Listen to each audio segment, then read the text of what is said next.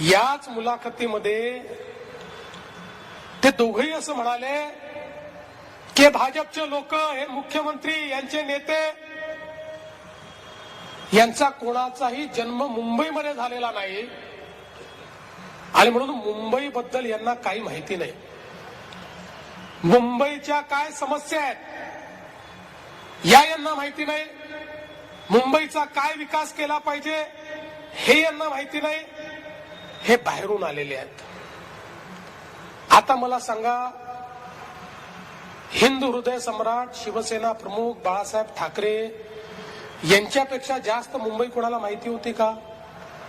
त्यांना सर्वात चांगली मुंबई माहिती होती. मुंबईकरांची नाडी माहिती होती. मुंबईची संकल्पना, मुंबईचा विकास माहिती होता. त्यांचा जन्म तर पुण्यात झाला होता. ते काही मुंबईमध्ये जन्मलेले नव्हते.